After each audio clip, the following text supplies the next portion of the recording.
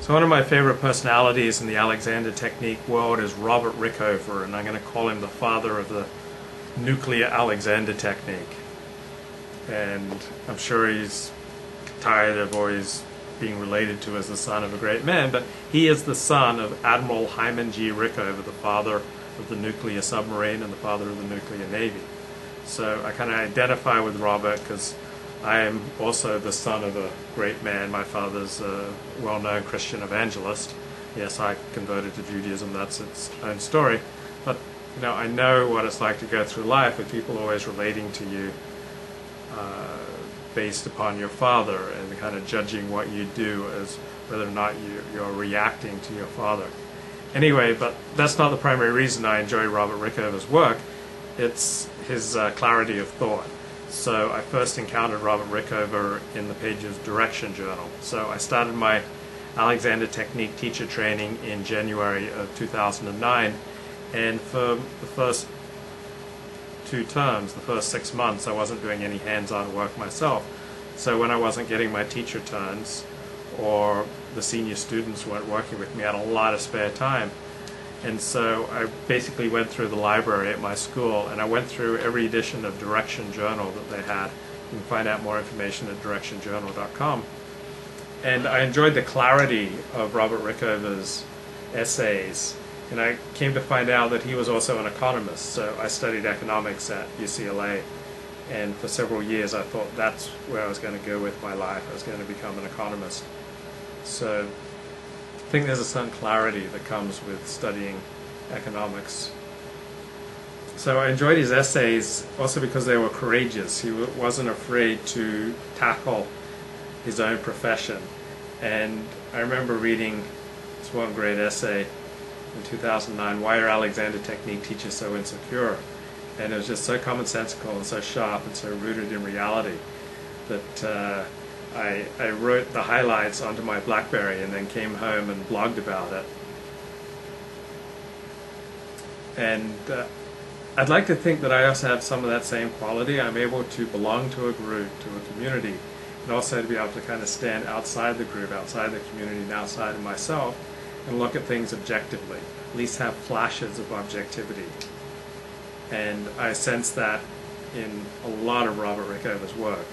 So I've become particularly immersed in Rickover's work since about April of 2011, when a friend of mine sent me a podcast interview he did on sex in the Alexander Technique. It's not something normally talked about in the Alexander Technique world because it tends to be a very conservative, buttoned-down world about such matters. Because it works so much with the body, I think there's an overcompensation that we're not body workers, we're not massage therapists. We're teaching thinking about movement. And this was a fascinating interview about how the release of unnecessary tension can benefit your sex life.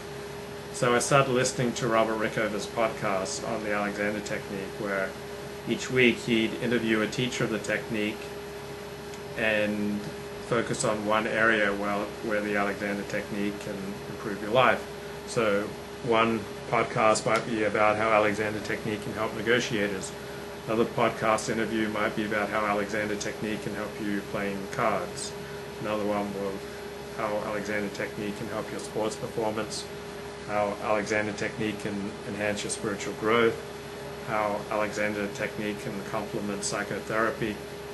And so when I do active rest, I often like to kick back and listen to Robert Rickover's podcast on the Alexander Technique, and got to exchange some email with him, and was flattered to find out that he'd linked to a couple of videos that I had made back in 2009 on his website, alexandertechnique.com.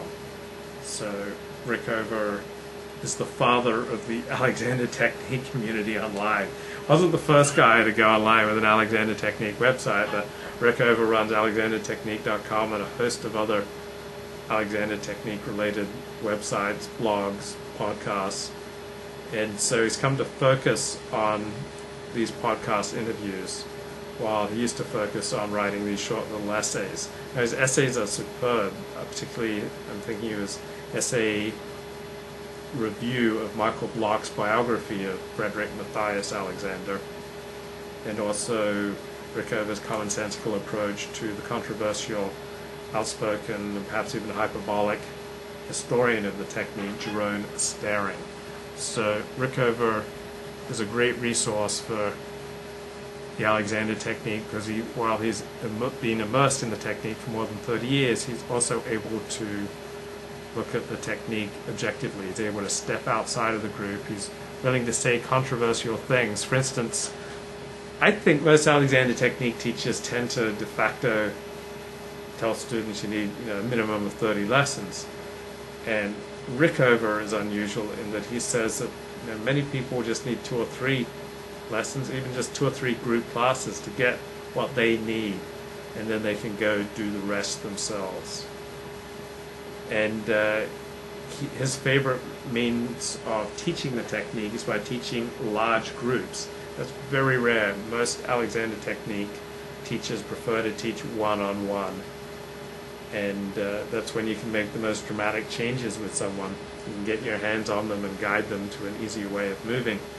But Rickover likes to work with large groups and to primarily reorient their thinking about their movement.